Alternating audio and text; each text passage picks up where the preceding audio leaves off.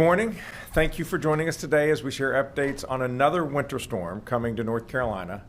Groundhog Day is just around the corner, and it's starting to feel a bit like Groundhog Week here in North Carolina since we were just up here last Wednesday. I'm joined by Director of Emergency Management, Will Ray, Secretary of Transportation, Daniel Johnson, Secretary of Public Safety, Jeff Smythe, Major General Todd Hunt of the North Carolina National Guard, and the Commander of the State Highway Patrol, Colonel Freddie Johnson. Jackie Matevier and Yasmin Polizzi are our Spanish language interpreters. Our American Sign Language interpreter is Mark Lindberg, and the other is Stephen Holland. If you were disappointed by how few snowflakes fell this past weekend, I have some good news for you. And if you're tired of winter weather, some bad news. This is going to be with us a little bit longer. Starting overnight and continuing through Sunday morning, we expect snowfall across most of the state. However, we don't anticipate ice storms that created the risk of widespread power outages last weekend. But still, we must be prepared. The snow is going to come with strong winds and bitterly cold temperatures. In many places, we don't expect to get above freezing until early next week. So whatever snow falls on Saturday is going to stick around for a while. In coastal North Carolina, especially the Outer Banks, strong tides and high winds could also cause flooding. Strong winds combined with snow can create whiteout conditions, making driving treacherous. We are prepared to respond to whatever the storm may bring. Yesterday, I declared a state of emergency across North Carolina. This will help us qualify for any federal assistance we may need. We've activated the State Emergency Response Team, a cross-agency group that includes the Department of Transportation, Department of Public Safety, North Carolina National Guard, State Highway Patrol, and our state's utilities. NCDOT crews have been working in shifts around the clock on de-icing operations to clear the roadways from what's left from the past weekend storm and anti-icing operations to prepare for the roads for the coming weather. I had the privilege of seeing a number of these workers yesterday at the NCDOT Westgate facility, also known as Brine Mountain, to thank them in person. These folks have been working 90, 100-hour weeks to keep us safe. We all owe them and the many other public servants putting in overtime on our behalf a debt of genuine gratitude. Some of our local government partners are starting to open warming centers, so check your local government management agency's website to see what options are available near you. At this time, because of expected snow accumulation, cold temperatures, and wind gusts, our greatest concern is unsafe travel. So please take a second look at your weekend plans. Stay home and off the roads during winter weather. And if you live in coastal North Carolina, be alert for flooding that the strong winds will likely bring. Do not drive through flood waters. For the most up-to-date roadway information, visit drivenc.gov. And no matter where you live, make sure you're tuned in to your local media, the National Weather Service, and your local emergency management agency for the latest updates and recommendations. Today is the day to get prepared. Make sure you've got non-perishable food, plenty of water, and batteries and other supplies in case you get stuck at home or lose power. And please check on your neighbors who may be vulnerable. Let's stick together, keep each other safe, and hope for a fun snow day here in North Carolina, something that we don't get all that often. Thank you, and I'm now going to bring forward Director Ray and then Secretary Johnson. Thank you, Governor. Good morning, everyone. A significant weather storm is forecast to begin this afternoon across the mountains, expanding east throughout the evening and overnight periods. Widespread snowfall is forecast with this event, and locally significant snowfall amounts are expected. In addition to snowfall, dangerously cold temperatures and strong wind gusts are forecast through the weekend. These strong wind gusts will bring below zero wind chills across the state and the possibility of coastal flooding. Cold temperatures will linger into early next week, prolonging snowfall impacts. A winter storm warning will go into effect statewide late this afternoon across the mountains and Piedmont, and overnight Friday into Saturday across the coastal plain. Widespread snowfall amounts between 3 to 8 inches are forecast across the state, especially across the coastal plain where the greatest snowfall amounts are most likely. Significant snowfall amounts of 8 to 12 inches are likely across portions of the state, but are dependent on where the heaviest snowfall bands develop. A cold weather advisory will go into effect overnight Friday through overnight Saturday across the eastern half of the state, where near zero wind chills are forecast. An extreme cold watch will go into effect for portions of the mountains from Saturday afternoon until Sunday afternoon, in the Piedmont from Saturday evening through Sunday morning, and in the coastal plain from late Saturday night through Monday morning. Wind chills are forecast to be as low as 22 degrees below zero across the mountains, 5 to 10 degrees below zero for the Piedmont, and 5 degrees below zero for the coastal plain. A high wind warning and wind advisory will be in effect Saturday afternoon and evening across much of the coast. Wind gusts within the high wind warning area are forecast to be up to 55 to 70 miles per hour, and wind gusts within the wind advisory area are forecast to be up to 45 miles per hour. All North Carolinians should be finalizing plans now and should be prepared to stay home and off the roadways starting tonight through early next week. If you need information to assist in your preparation, please visit readync.gov. The State Emergency Response Team, including all interagency partners, private sector, nonprofit, and volunteer agencies, remain activated. There are 4 local states of emergencies and 21 local emergency operations centers activated or in monitoring status. We continue to support commodity distribution, and as of this morning, the State Emergency Response Team has distributed approximately 550 blankets to assist communities with shelter and warming center operations should they be required. This is in addition to the approximately 1,700 cots and blankets and 127 pallets of meals ready to eat, or MREs, and drinking water that were shipped last weekend to supplement local supply.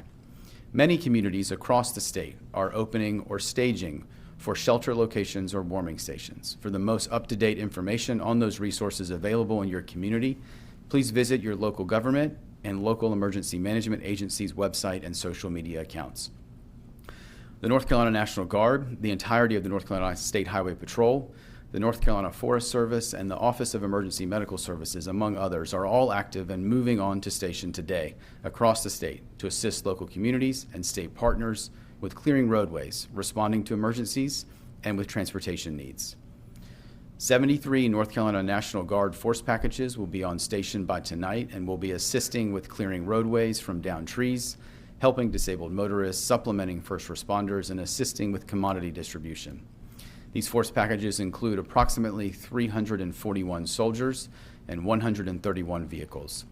While this is not forecast to be an ice event like last weekend, posing a widespread threat to our utility partners, we remain in close coordination with our energy sector organizations who are represented here at the State Emergency Operations Center, and will be closely monitoring power outage information to quickly assist in restoring power in communities that do see outages. Communications personnel and equipment have been pre-deployed to assist with any degradation of 911 systems, radio systems, and phone systems. And as a reminder, 911 should be used for emergencies only. For general information, please call 211 or follow your local government and emergency management websites and social media accounts. Finally, as I continue to say, please check on your friends, your family members, your neighbors, or those in your community who may need additional support this weekend. We are going to see significant winter storm impacts this weekend, and we are stronger and more resilient together. Thank you, Governor, and I'll now turn it over to Secretary Johnson from NCDOT.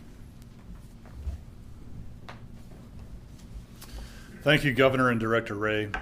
NCDOT crews have been operating in overdrive since we started preparing for last week's storm, and we're not letting our foot off the gas. Though we are still clearing areas of the state that have experienced particularly cold temperatures and hardened ice on the roads since last weekend's storm, our resources we've largely shifted our resources to preparing for the ice storm the snowstorm approaching this weekend. We're closely watching this storm. The latest forecast shows that this storm will have statewide impacts on the transportation system and carries the potential for severe impacts on a significant portion of that system. As we did last week, we're encouraging people to stay off the roads as much as possible the next few days. We appreciate everyone's cooperation in limiting travel over the past week. Because North Carolinians heeded the warnings last weekend, we had 0 traffic fatalities related to the storm, and for that, we were very grateful. By staying off the roads, you help keep yourself and your family safe and give our crews the space they need to do their important work. Speaking of that work, I want to take a moment to recognize the thousands of DOT employees and contractors who have put in a major effort over the last 10 days. I'm thankful for all their work and for all the work they'll do over the next several days to help us recover. Over the past 36 hours or so, these crews have put out an additional 1.4 million gallons of brine to pre-treat our roads, which will help keep more ice from forming on the pavement. Once it's safe to do so, our crews will be running plows to remove snow from the roads and to spread sand and salt to help with traction. Rest assured, we'll be working hard to clear the roads as quickly as possible. We ask for your patience as we work through the recovery, especially with more cold temperatures to come in the days ahead. As I mentioned, this storm will impact the entire state, but one area we're watching particularly closely is the Outer Banks and other areas along the coast. As Director Ray and the Governor have shared, in addition to the snow, this storm brings the potential for high winds across the state, and in particular along the coast. One thing we're watching closely is the potential for overwash, particularly in the Outer Banks. This could present dangerous and potentially impassable conditions for driving along the coast. Our crews are ready to respond and will restore the roadway as quickly as possible. And as we did last week, we're working with the State Highway Patrol to remove disabled vehicles from the roadway. This helps keep the roads and shoulders safe for our crews and others involved in emergency response in the days ahead. We'll continue working with our partners, the Highway Patrol and the National Guard, throughout the storm. Please stay informed and, if possible, stay put throughout the duration of this storm until it's deemed safe to travel. People can visit drivenc.gov to view the latest road conditions and other storm-related information. Thank you. I'll turn it back over to the Governor for any questions. Secretary, thank you so much. If there are any questions in the room, please go to the microphones on either side, and then we will go to questions online afterward.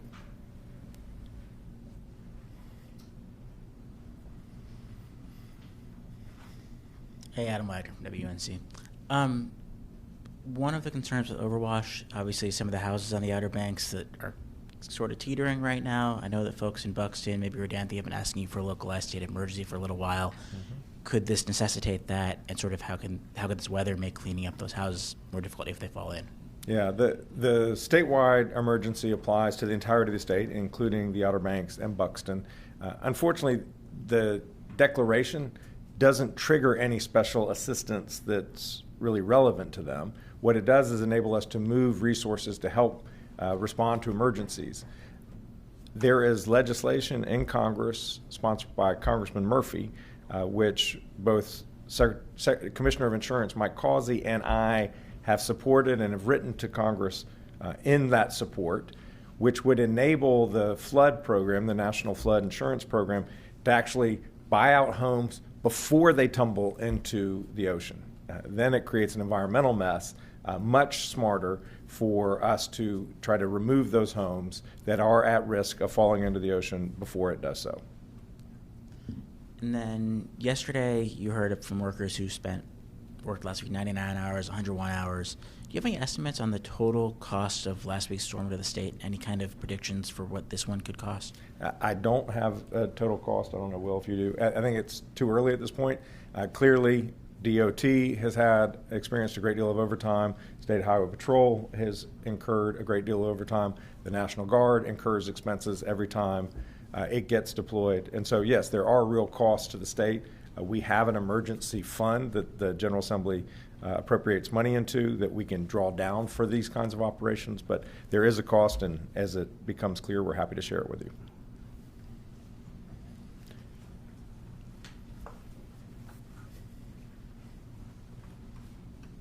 Hi, Governor. Christine Zhu with NC Newsline. What preparations are being made in regards to the power grid and any potential outages?